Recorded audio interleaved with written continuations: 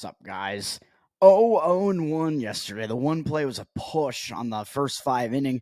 Bet on the Texas Rangers. Unfortunately, Jake Leiter, not as good as you would have liked him to be, although I think the Rangers never trailed in the first 5 innings. The game wound up being a 7-7 score through 5. It was actually 7-7 through 4.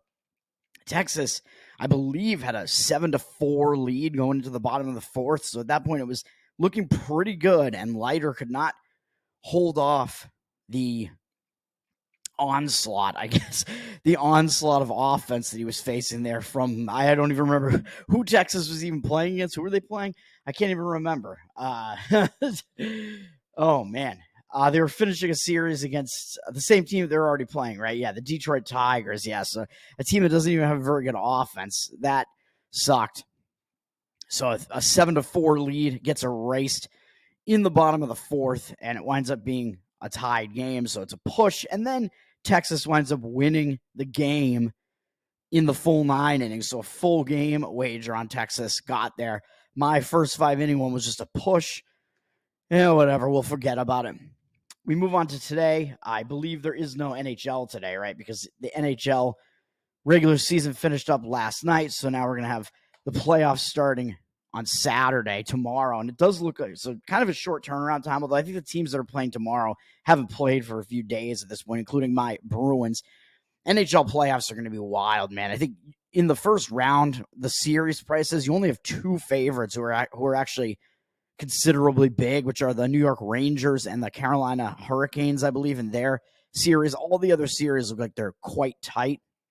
And this is hockey, man. It's a game that's played really close. It's a close, low-scoring game. So really, it's a cluster. Anything can happen. Looking at the futures odds there, I think Carolina has the best odds at like 6.5 or 7-1 or something. So it's like, really, it's wide open. Anybody could do it, although I don't really expect the Bruins to. I also think the Rangers are highly overvalued, actually, based on their like metrics and stuff. And I think the Bruins might be a little bit overvalued as well, unfortunately. But I will be going to the Bruins game tomorrow night for game 1 against Toronto. And I will also be at the Celtics game Sunday afternoon against, we don't even know yet. It's going to be against the winner of the Bulls Heat game tonight. Oh, nice segue. Hey, way to go, Toad. You just segued in an awesome way, right?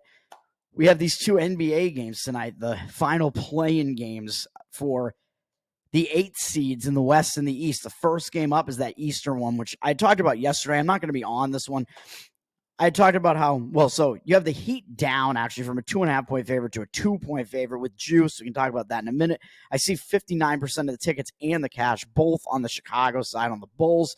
So it does still look like there is some movement and I guess maybe some of the cash on the side of the Bulls. I had mentioned that like all the talking heads, I mentioned this, I think, on yesterday's video, they were all just saying the winner of the 9-10 game, which was the Bulls and the Hawks, like that team is just, they have no chance because those teams are so far below the rest of the other teams in the standings. I think there was like a 6 or 7 game gap between the 8 team, which was Miami, and the 9, which was the Bulls, I believe. So between these two teams, there's a huge gap. And then you look at the line, oh, it's only 2 at Miami, although obviously this line would be higher. It would be, I don't even know, like 4 or 5, maybe. Maybe even higher than that if Jimmy Butler was playing. That's the thing that I neglected to mention. I kind of missed that because I was doing the Tower Gang show Wednesday night during the Heat 76ers game. So I saw the rest. I was watching the game earlier and I was trying to keep an eye on it, saw some of the highlights, saw how it ended, which I commented. And I didn't realize that Jimmy Butler actually went down in the game. So we have 2 kind of big injury situations. I already talked about the one in the Kings-Pelicans, which I'll talk about in a minute because I have a play on that game, and you probably already know what it is because I mentioned it yesterday. Bulls Heat, I'm not actually going to have a play on the game just because of the Butler situation. Otherwise, I liked the Bulls side because I just think the 8-9 team is just really getting trashed too much, which might just motivate them a little bit more, give them a little bit of value as well, which still may be the case, but I think that you're probably not getting great value on the Bulls now with Jimmy Butler out because if anything, the line could overreact to a star player like that being out, and the Heat might actually step it up, even though I had first said, well, the Heat are coming off a really tough blown game against the 76ers where it was like they had that game the whole way and they just kind of imploded. So, like, how are they going to respond to that and turn around?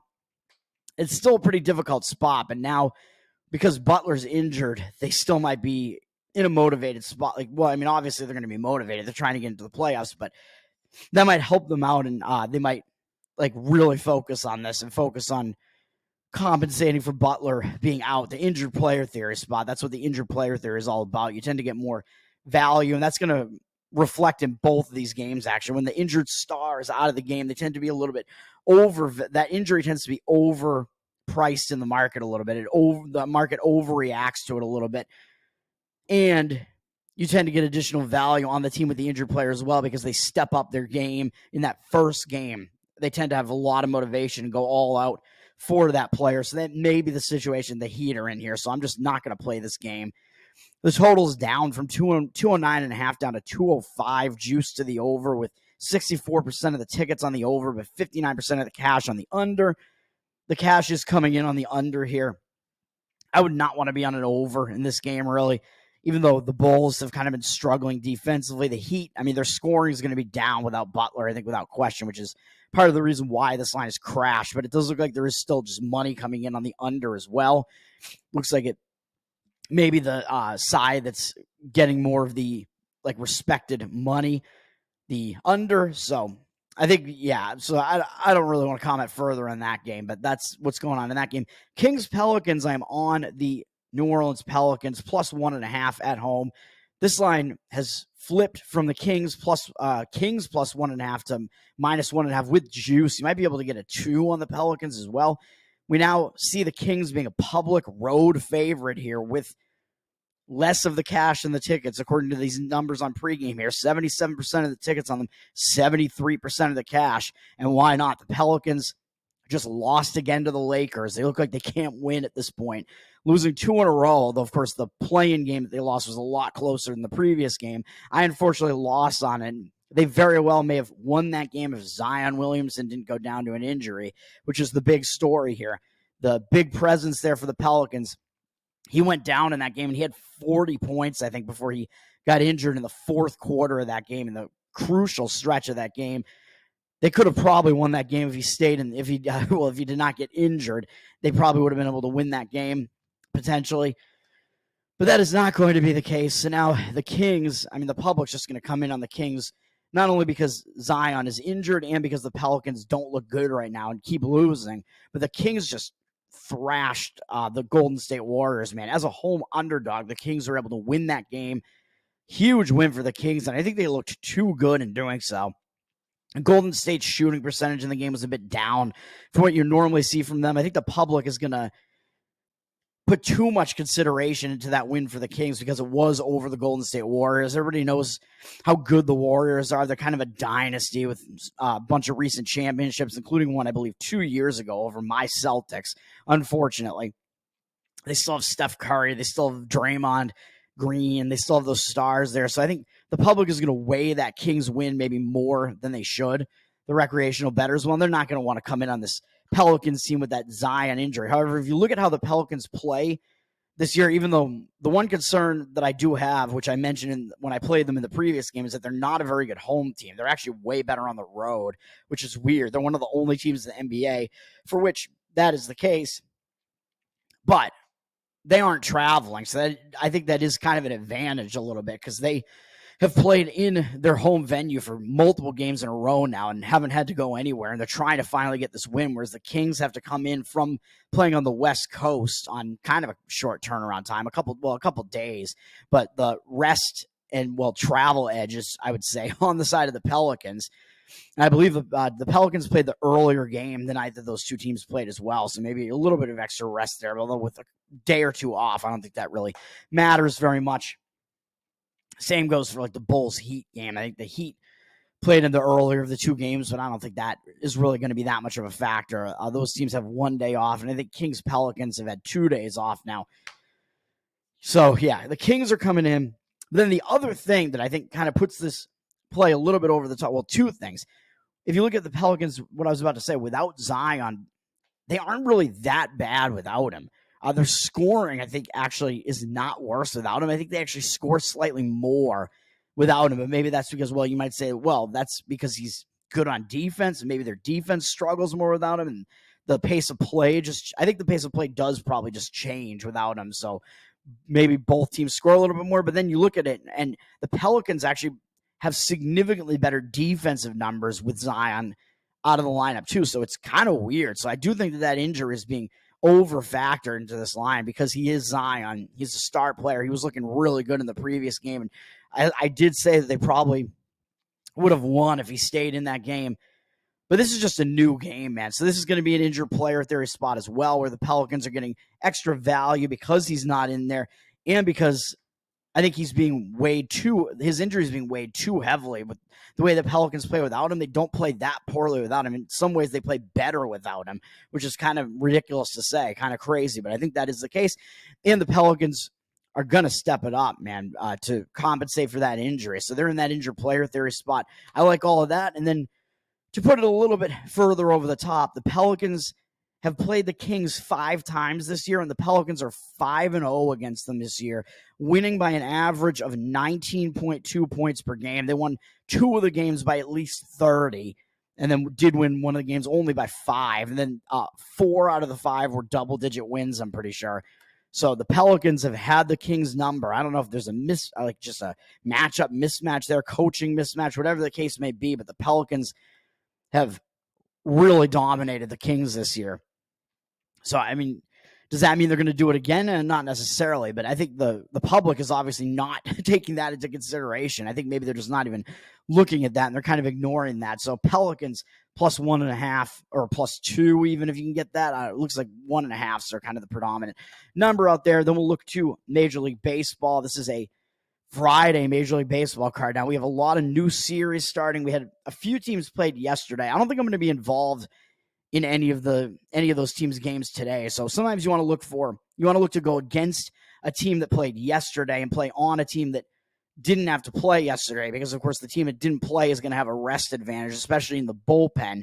So you might have one team that like burned out their bullpen yesterday while the other team didn't even play at all. So you do look for spots like that. I don't really see much of that going on today, but what you do also see is you have teams returning home from road trips. And I think there are a bunch of those today, and I am going against 2 of them, I believe. And the ones that I'm going against are also underdogs, and that actually tends to be an even stronger situation when you're playing a road favorite against a home underdog who's returning from a road trip, because that means pretty much you're playing against a pretty poor team who is also returning home from a road trip. And the road trip distraction angle comes into play because these teams are returning home from that road trip. They've been on the road for a long time. They have to get some family life stuff out of the way, whatever. That always or almost always tends to be a bit of a distraction. And then when it's a team that's just not as good of a team, it tends to get exacerbated a little bit. Whereas then they're playing against a team, and I think in both of the plays that I'm making today, the team that they're playing against is actually starting a road trip as well. So that tends to be a positive for that team because they're getting away from those home distractions. I feel like I'm a broken record. I say this on like every video, but for anybody who hasn't watched any of my videos before, that is what the case is. These are the situational angles that you have going on here. The team that's starting the road trip tends to be in a much better spot to just focus on the game because they're leaving home, putting all those distractions behind and being able to just focus. So it's kind of like opposites coming together here.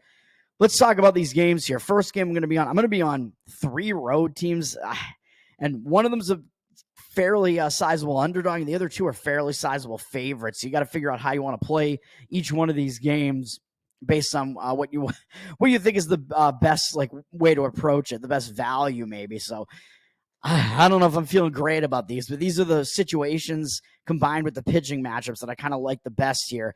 First one is going to be, I can't help myself. You know what I'm going to do, man. I'm going to play on the Chicago White Sox with Garrett Crochet pitching because I've just done it every time he's pitched because I think they're being undervalued with him in there because people still don't know that he's good. They've, I think, still lost most of the games that he's pitched. I've lost at least 1 bet, maybe even 2 playing on him so far, but he is like the only bright spot for the Chicago White Sox in any way. They're up against Philadelphia. Philadelphia is coming off a sweep of the Colorado Rockies, but they are staying at home. So there isn't really much of an edge there as far as like the rest or as far as the travel. Neither of these teams played yesterday. Chicago is starting a road trip, though, but I think that's kind of a positive. They're traveling in from Kansas City, not really a huge deal traveling Kansas City to Philadelphia with one day off. I don't really care that much. Philadelphia is sitting at home, maybe just kind of riding a bit of a high off of a sweep, although it was over the Rockies, who suck, and we'll talk about them in a minute. Oh, boy.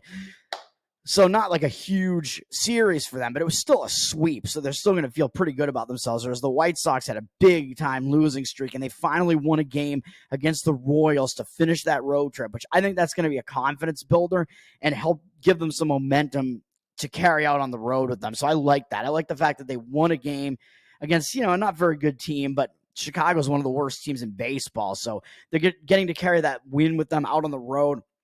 I like that aspect of it. So I think Chicago's in the better spot to focus here, whereas Philadelphia just kind of sitting around, maybe feeling a little bit overconfident off of that sweep. And Philadelphia has Spencer Turnbull pitching. And at this point, I just think he's overvalued, man. He's got a 1.8 ERA this year, 0.93 whip. So yeah, he's been really good this year. He does have a 16.5 strikeout walk ratio. That's pretty good in 15 innings. Very good strikeout rate. Only allowed 9 hits. That's also very good. Number of walks slightly high, but not bad. Really pretty good numbers this year. Although he's done it against maybe some questionable offenses, I guess, in St. Louis and Pittsburgh. Cincinnati, maybe their offense isn't as questionable, but in that Pittsburgh game, he started to show signs of maybe regressing back to his normalcy because he walked 4 guys in that game in 4 innings and gave up 4 hits. Still, they somehow wound up winning the game. He gave up a home run to it, and he got out of there allowing only 3 runs, putting 8 guys on base in 4 innings and allowing a home run. He probably should have allowed more runs than he did in that one, man. He only had 3 strikeouts. He did not have a good start in that one, and maybe we're seeing him regress back to kind of what he normally is. He's really only pitched 1 full season in the majors back in 2019, and then about a half season, maybe less than that in 2020. Only 9 starts in 2021. Didn't pitch at all in the majors in 2022. Last year, 7 starts, and all of that was with Detroit up until this year. So he hasn't had that many starts, really. Since 2019, he really has not pitched that much, and his career stats just aren't great. 4.42 ERA, 1.34 whip, 296 strikeouts and 124 walks in 317 1/3 innings. Strikeout rate a little bit low, but that walk rate is quite high, and 2.4 strikeout walk ratio. Those stats don't impress me, man. So I think that looking at his career numbers, I think is more of an indicator than what he's done in 3 games so far this year. And you saw him, like I said, start struggling in that previous game. And now he's up against Chicago White Sox. The White Sox have seen him a decent amount because he was in their division, man. He was on Detroit up until this year. So these White Sox hitters have seen him, and they're 12 for 41 off him lifetime with a double, 2 triples, and a home run, 4 walks. And he does have 7 strikeouts against him. That strikeout walk ratio is not good, and that amounts to a 293 batting average and 857 OPS. So these White Sox hitters who really aren't really that good, they have pretty good numbers against Turnbull, man. So he has struggled against them. So I like that aspect of it. I think we can go against Turnbull in this one. And we're going to take the White Sox with Garrett Crochet. What else can I say, man? He's a pitcher that has good stuff so far. He has never been seen before by the hitters of Detroit here because he's a rookie this year. He's only made 4 starts in his career. He has not faced we're facing Philadelphia here. So he has faced Detroit once before because they are in his division, and that was his first start, actually, his debut. They've lost 3 of his 4 starts, though, but his starts have all been pretty good except his most recent one. And even that, he had 10 strikeouts in it. So he has been good. A lot of it is just that he's not getting any run support. His numbers are pretty good, and taking into account the last start was just awful. His other starts were really good, including a really good one against the Braves. The other ones were against Detroit and Kansas City, who aren't that good, and then he struggled against the Reds. But the Philadelphia Phillies have never seen him before, and as I always say, a pitcher who's like a young guy who has good stuff, who's this new prospect who's coming into the league, and he's really out there and he's throwing well, throwing gas like Crochet is. That tends to be tough for those hitters the first time seeing him. He has the advantage the first time or maybe first couple of times through the lineup. So that's an advantage to the pitcher. So I'm going to do that. I'm playing all these full game, though, because pretty much I think all the teams that are going to be on today didn't play yesterday. So there's no real necessity of taking the bullpens out of the equation. I know I say that, and sometimes I get burned by that, but when you have both bullpens that are just ready to go and have been rested, I think it's fine to just go full game, even if, one bullpen is overall worse than another, but whatever. I think that's still fine. I like Crochet here on the season, which is his entire career is just this season. He has 31 strikeouts and 4 walks. That is an excellent strikeout walk ratio. And 22 and a third innings pitch, really good strikeout rate per 9 innings as well. Only 15 hits allowed, also quite good. And the fact that he's allowed 9 runs, that's actually kind of a high run total that he's allowed given the rest of his stats. 3.57 ERA and only a .84 whip. He has been really good so far this year. And in Major League Baseball, he's actually third in strikeouts right now in all of Major League Baseball, which is crazy, just the number of strikeouts. But he's had 4 starts, so that may be more, one more start than some other guys have had. But still, excellent stats from him, except maybe for the runs allowed. But even that's not bad. And a lot of it's just being skewed by the 5-run game that he had in his last outing, which he might bounce back from that, man. He might be in a bounce back spot, ready to go after that. He did have 10 strikeouts in 4 2/3 in that one. He threw too many pitches, though. He was putting too many men on base. He had 3 walks in that one. Over his other 3 starts, he only had 1 walk, and he didn't walk anybody in 2 of those 3 starts. Obviously, you can figure that out by the math, the process of elimination. And aside from that start against Cincinnati, he had not allowed more than 2 earned runs in any of his starts, and he allowed 1 in each of the first 2, including that one against Atlanta, who may have the best offense in baseball. So Crochet, I think he's the real deal, man. So we're going with him there. Looking at the market in that one, we got a lot of interleague games here today, man. I think every game I'm on is an interleague game today, and I'm not playing any of the totals today either, which is crazy to think about. Philadelphia is up from -168 to -176 on the money line, so a big money line favorite here. 91% of the tickets and only 88% of the cash. So Philadelphia is public. I mean, the White Sox have like the worst record in baseball, so public not coming in on the White Sox. They are undervaluing the White Sox with Crochet, though. They don't know how good he is, really. And they're seeing that his ERA is actually significantly worse than Turnbull's this year, just because Turnbull's is so good so far this year. But I just laid out why I think Crochet is actually the better of these 2 pitchers here. You can get the White Sox. You can take an alternate run line might be the best way to play this, because you do have to pay a little bit too much to take the actual run line of the +1.5. You're going to have to lay -140 something for that probably. If you go on DraftKings, you can take an alternate run line. And usually this is helpful when you want to take a favorite, which I'm going to do in one of these other games, because you're laying less of a steep price just to get them so that you get that like push if they only win by 1. But in this case, I think you can play the +1 run line as an underdog here. And then, it'll push if they lose by 1 instead of winning. But the price, I think, is a lot better. You can get it at +100 on DraftKings, it looks like right now. So that's the way I'm going to do it, and then sprinkle a little bit on the White Sox money line for a little bit extra in case they do indeed win the game outright. You can have a little bit of that money on the money line extra, so it's basically just like you're playing a spread underdog, really. Chicago White Sox +1 at +100. Next up is going to be the Houston Astros, even though they do look like they're public. They're up from -160 to -164. This says they have 58% of the tickets and only 57% of the cash, but the number is moving up on them. So I don't know if maybe that does mean that there is more cash coming in on the Houston side than what this would indicate. Houston's going to be public because Justin Verlander is coming in and starting this game. He's back. He's making his first start of the year, which I'll talk about in a minute, because that's a situation that I actually think is a positive in a lot of cases. We'll talk about that in a second. Houston does have a really bad record this year, so that might make them maybe undervalued a little bit, if anything.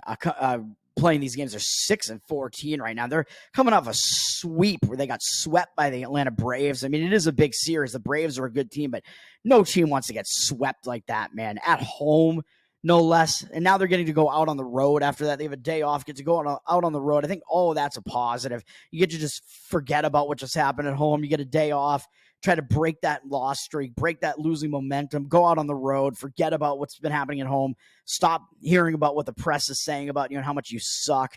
People are saying that Houston is like a way worse team just because they have a new manager now. I don't know about that. Dusty Baker, I mean, he's known for being a good manager, even though he overworks his relief pitchers, especially. He's known for overworking his pitchers, but I don't think that Houston, I mean, with the personnel they have, they still have a lot of good players on this team, man. A similar team to last year. They're not as bad as their record indicates. They just got to figure it out. And I don't think a manager alone is going to cause like this much of a problem unless he's like really a terrible manager and is really hated. But I don't really see that being the case. Atlanta's a good team, man. So getting swept by them, I mean, it's at home. It is bad, but it's not as bad as getting swept by some team that's actually really good. Although Houston, I believe, to get swept by Kansas City as well, which is a little bit worse. But I've been saying Kansas City sucks. Maybe they don't. Maybe they're a little bit undervalued so far. Maybe they're better than we think that they are. At least, I don't know. Houston's up against Washington. I don't think Washington's very good. I mean, they're in second to last place in the NL East, of course, because everybody's ahead of Miami, but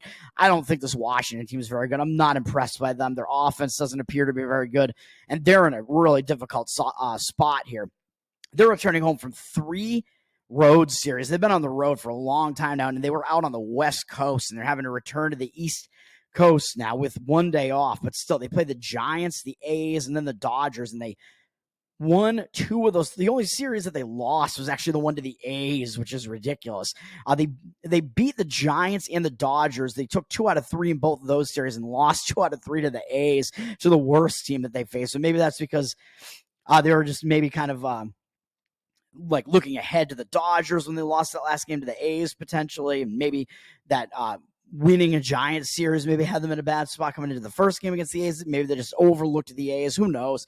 But I don't think this Washington team is really that good. And now returning home, I think they're in one of the worst return home spots out of any of the teams today. So you have a team that's not very good in Washington, returning home from a prolonged West Coast road trip. Not a good spot for them, even though, yes, they are facing an Astros team who you may be focused on just because they are still the Houston Astros.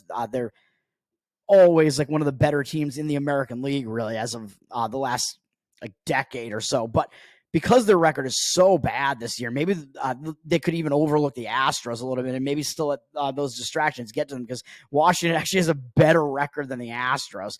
Although the public is coming in on the Astros here because it is still the Astros. They still like the name, the Astros, and Washington hasn't been impressive so far. And they like Verlander. Mackenzie Gore is pitching for Washington. He does have good numbers this year.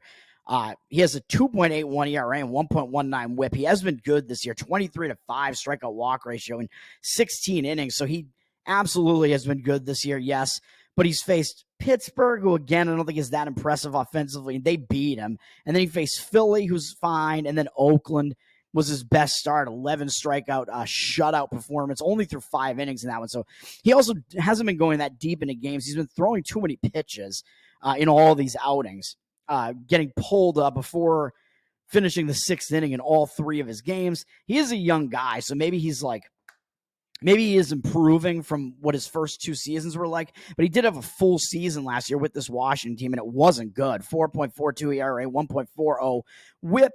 He did have 151 strikeouts and 136 in a third, which is fine, but 57 walks, terrible walk number. And then his overall career stats, very similar to that, because this year is a very small sample size so far. So again, I'm going to weigh the career a little bit more strongly than what we've seen out of 3 starts so far this season, especially with one of them being against the Oakland A's. Who cares about that? He has a 4.33 ERA on his career, 1.41 whip. So his whip is actually worse on his career than it was in last year's entire season. 246 strikeouts and 222 and a third innings pitched is not bad, but 99 walks, that's also not very good. 2.5 strikeout walk ratio, not totally impressed by that. So I think he is in line for a bit of a regression based on his career numbers. I don't think he's as good as his numbers look so far this year. And he's now facing a pretty good offense, although they haven't really seen him much. So I don't know, not a huge sample size. There's not a whole lot to take away from this. Houston is 4 for 16 off him lifetime, although they have no extra base hits off him. He only has 2 strikeouts against them and 2 walks. A 250 batting average and 583 OPS. Normally, yeah, so he doesn't get rocked by them in a short sample size, but maybe with Houston having seen him at least now before, so maybe Houston struggled more against him a little bit those first times that they saw him than they will this time around. I just think it's a bad spot, though, for Washington. I do think that Gore is the worst of these 2 pitchers as well. So Washington being in the bad, I think the scheduling spot definitely indicates that it's a negative for Washington and a positive for Houston for all the reasons I already outlined. And we're getting the better pitcher here, I think, still in Verlander, even though he's a 41-year-old man at this point. he's still pitching in the league, man. He is coming back now. He has had a delayed start to the season due to injury. I think he's coming back from an injury, whatever it is. Of course, the public knows Verlander has been one of the best pitchers in the league for well over a decade at this point, almost 2 decades at this point. He's been an ace everywhere he's gone. He really has not had any bad season. Even last year, he only pitched. He had 11 he was on the Mets and Houston. I forgot he was on the Mets. He was on Houston, and then he had this weird stint with the Mets, and then came back to Houston. That's actually, I do remember that actually now that I think about it. That's kind of strange. But even last year, he was not bad at all. His ERA was in the 3s. His whip was like 1.13 or whatever. His strikeout numbers were still pretty decent. Kept the walks pretty down. Like strikeout walk numbers, not bad. On his career, of course, very good numbers. I don't even think I have to go over them, man. I mean, he's Justin Verlander, but he has not suffered really much of a drop-off at all, actually. His worst season was actually in 2014, where he had a full season, and his ERA was significantly higher than it usually is, and his whip was. Actually, his worst season was probably 2008, now that I look at it.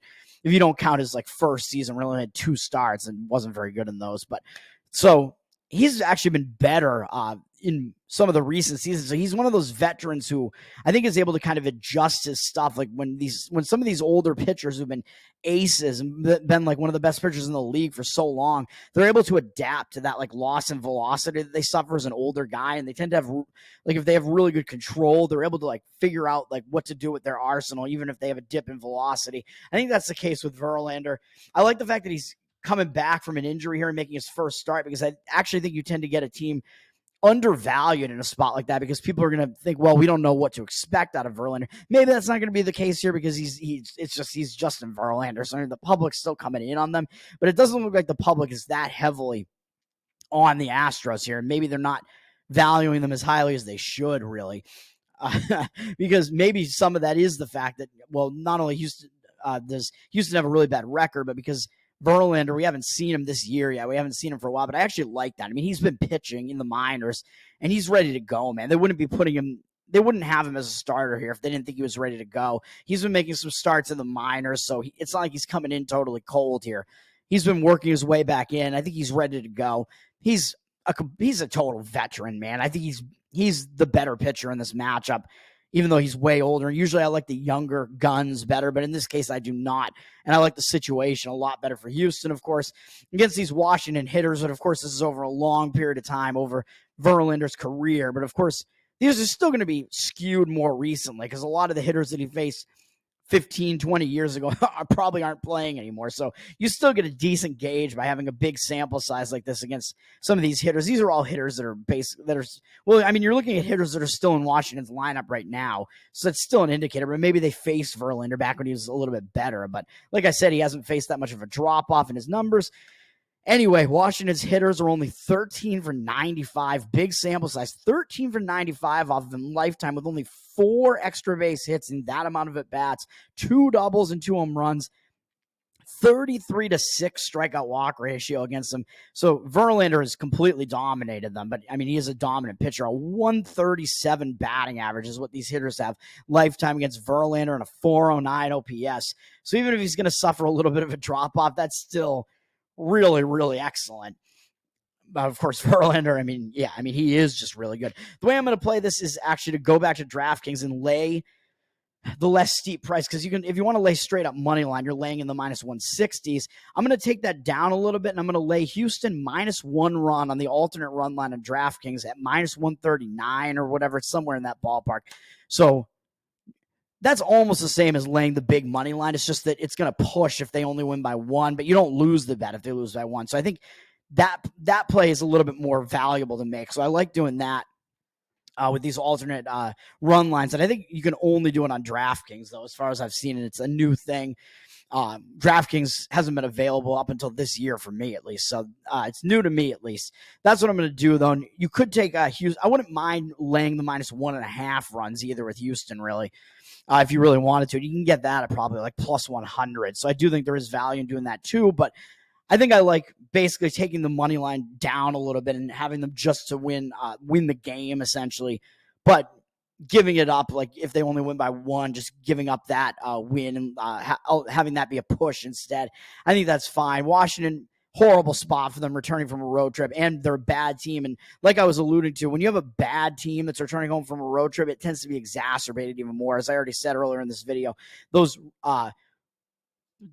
teams returning home from road trips, if they're underdogs, that's like one of the worst spots in Major League Baseball. Actually, they really do not have a good track record. So you do want to be on those road favorites in those games. Like road favorites, you don't really want to be on them very often. But this is a spot where you do. And the last game I'm going to be on is a spot that's very similar to that. And that's this one. I'm just going to lay the money line with it on Seattle. I think you got to get minus 130 on it. This looks like the market is against me on it significantly, and I just don't really understand why. Seattle up from minus 125 to minus 130. It looks like 76% of the cash looks like it's on the other side, though, on Colorado, with 70% of the tickets on Seattle. I mean, Seattle, is of course going to be public, because what recreational bettor is going to want to be on a horrible team like Colorado? Probably none of them. But I mean, I just think this is a mismatch for many different reasons here, man. Colorado's in a similar spot as what I mentioned with Washington, maybe a little bit less bad, but they're returning home from two series out in the East and in Canada. They played at Toronto and at Philly, and they only won one game. They won the first game in a blowout at Toronto, and then they lost all the rest of the games, losing both of the other games to Toronto, getting swept at Philly. Now they're returning home from a road trip, so I don't know if there could be the sentiment, well, they're returning home now, maybe they'll bounce back. I don't think so. But of course, the public is not going to be on Colorado because they have 4 wins on the season, which is terrible. They're just a terrible team. But I'm going to play into that fact that they're terrible. They're returning home from a road trip, which, as I've already gone over in this video, repeatedly is usually a very distracted spot. That could be the case here, playing a Mariners team who also is below 500. I mean, I'm surprised the public is on the Mariners to this extent, really. That's just how bad Colorado is, I guess, because the Mariners have a below 500 record as well. Not very good. Colorado coming in. Both of these teams were off yesterday. Same goes for Houston and Washington. By the way, all the teams that I'm getting involved in today, none of them played yesterday. So the bullpen situations, I think you can just kind of not really factor them in. Even if you want, you could look to see which bullpens are better than others, but I think like both bullpens are like teams are going to have their full bullpens available. So I think that kind of makes it a bit of a wash. Colorado coming into this game, yeah, it's a bad spot for them. Like I said, Seattle, they're starting a road trip, so I think that helps them as well. They did just sweep the Cincinnati Reds, but I think maybe that's just going to be like a momentum carrier going out on the road. When you go out on the road, it tends to be a focus spot for the first time, even though they are going into elevation, which of course is not a familiar thing for most of these teams to do. But Colorado's still just such a bad team, man. I don't even think that really matters. Colorado's having to return into it, even though they're the team that's used to it because they play there. But Dakota Hudson's pitching for Colorado. He's 0-3. His stats, other than that, don't look too bad. I mean, he doesn't have run support behind him, but 4.15 ERA. I've said that Colorado's offense isn't that bad, but even that offense hasn't been very good this year. But their pitching is quite atrocious. But he has a 4.15 ERA, 1.27 whip. Not really impressive, although not like horrible. His career whip, though, is 1.39, which is significantly worse, really. It's not good, but he does have a 3.85 career ERA, which is somehow better. His career whip is indicative that he should be worse than that, though. I think I did go against him in his last start, and I won on that game against Toronto. I'm going to go back and go against him again just because I just don't think there's much to like about him, man. He's got way too many walks in his career, 221 and 488 innings pitched, only 326 strikeouts, too, so not a very good strikeout pitcher. He doesn't fool hitters very well. 1.5 strikeout walk ratio is terrible. He walks way too many people. His whip is terrible. He's been in the league since 2018, but I mean, he had a full season as a starter in 2019 and then didn't do it again until 2022. And then last year, his season was a little bit short, and I'm just not impressed by what I see out of him. And then looking at this season, he has 11 strikeouts and 6 walks in 17 1/3 innings. So that doesn't impress me either. And 8 earned runs allowed. None of that impresses me, really. Still a bad walk rate, not a very good strikeout rate. Bad strikeout walk ratio again this season as well. And up against, who are we going up against? Seattle. Up against the Seattle hitters. They haven't seen him that much, really. So small sample size. But they've seen him enough that maybe there's some familiarity already. But it is only 4 of Seattle's hitters who have seen him. But still, that's about like half of probably the starting lineup. I think probably these guys will all be in the starting lineup. They're 3 for 11 against him lifetime. really not much to take away from that. He only has 1 strikeout against them and 2 walks. It's a 273 batting average and 748 OPS. But I'm going to go against Dakota Hudson here. I think he's quite obviously the worst pitcher in this one. And on the other side, we got Emerson Hancock, and he was the guy who I was on in his previous game. Well, actually, I think I was on the under because he's only 1-2 this year. I think I was on him in his debut, although he only had 1 strikeout in his debut, but he's improved since then, man. I kind of like what I've seen out of him in the last couple of games. I was on the under in his last game against the Cubs, which was a winner.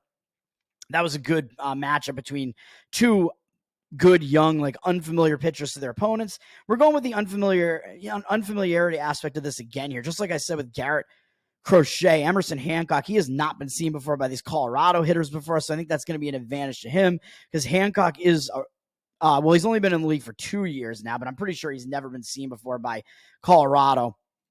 He only has 6 starts in his very short major league career so far. And yeah, his stats are terrible. This year he has a 7.98 ERA, 1.43 whip, but all of that is basically because he got crushed by Milwaukee and gave up 8 runs in that game, although he did have a 6-1 strikeout walk ratio on that one. His other starts, he didn't give up more than 3 earned runs in either of them against Cleveland and the Cubs. He hasn't had it that easy. He's faced some decent teams in every one of his starts. He does have an 11-2 strikeout walk ratio so far this year, so that's pretty good. I do like that. 14 2/3 innings. Yeah, that's not too bad. So his strikeout numbers, I think he's a pretty decent strikeout pitcher, man. He was a high draft pick, has pretty decent stuff, highly touted draft picks, got a decent fastball.